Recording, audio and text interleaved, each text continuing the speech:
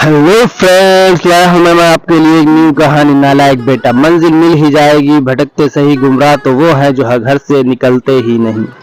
नालायक बेटा। बेटा, हमारा एक्सीडेंट हो गया है, मुझे ज्यादा चोट नहीं है, पर तेरी माँ की हालत गंभीर है, कुछ पैसे की जरूरत है, तेरी माँ का खून भी देना है। 62 साल के माधव जी ने अपने बड़े बेटे से फोन पर कहा, पापा मैं बहुत व्यस्त हूँ, आजकल मेरा आना नहीं हो सकता, मुझे विदेश में नौकरी का पैकेज मिला है तो उसी की तैयारी कर रहा हूँ। आपका भी तो यही सपना था ना, इसलिए हाथ भी तंग चल रहा है, पैसे की व्यवस्था कर लीजिए, मैं बाद में दे दूंगा। उनके बड़े बेटे इंजीनियर बेटे ने जवाब दिया।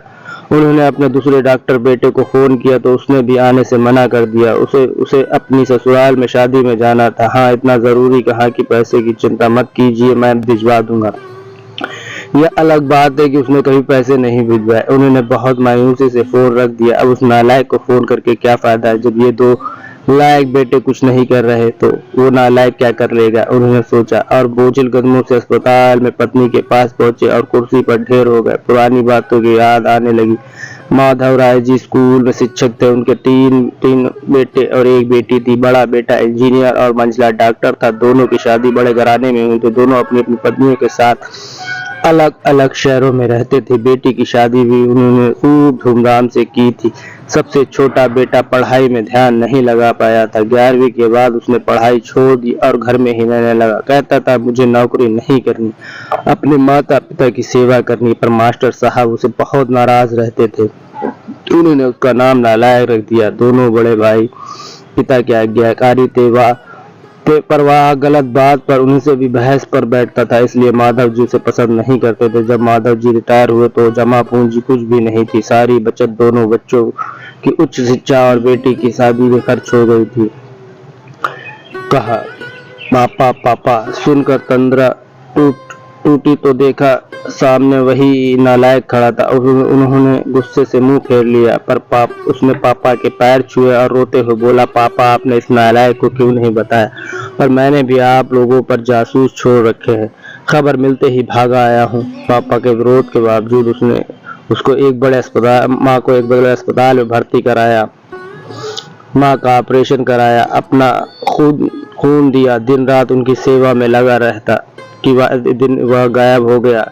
वह उसके बारे में फिर बुरा सोचने लगे। तीसरे दिन वह वापस आ गया। महीने भर में ही माँ का एकदम भली चंगी हो गई। वह अस्पताल से छुट्टी लेकर उन लोगों को घर ले गया।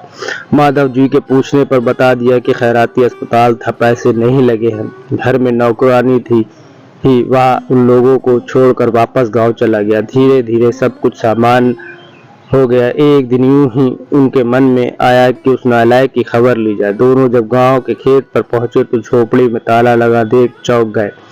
उनके खेत में काम कर रहे आदमी से पूछा तो उसने कहा, यह खेत अब मेरे हैं क्या? पर यह खेत तो उन्होंने बहुत आश्चर्य हुआ। हाँ, उनकी माँ की तबीयत बहुत खराब थी, उनके पास पैसे नहीं थे तो उसने अपनी सारी खेती बेच दी। वह रोजी रोटी के तलाश में दूसरे शहर चला गया। बस यही झोपड़ी उसके पास रह गई है, यह रही उसकी चाबी, उस आदमी ने कहा। वह झोपड़ी में दाखिल हुए तो बस उस नालायक की याद आ गई। टेबल में पड़े लिफाफा खोलकर देखा तो उस पे रखा अस्पताल का 9 लाख का बिल उनके मुंह चढ़ाने लगा। उन्होंने अपनी पत्नी से कहा, तो जानकी तुम्हारा बेटा नालायक तो था, तो भी है, था ही झूठा भी। अचानक उनकी आंखों से आंसू गिरने लगे और जोर जोर से चिल्लाते हुए कहा, चला गया नालायक, अपने पापा को छोड़कर एक बार वापस आ जा, फिर मैं तुझे कहीं नहीं जाने दूंगा। उनकी पत्नी के आंसू भी वही बहे जा रहे थे और माधव जी को इंतजार था अपने नालायक बेटों को अपने गले से लगाने का। सचमुच बहुत नालायक बेटा था। अगर दोस्तों ये कहानी पसंद है, प्लीज सब्सक्राइब माई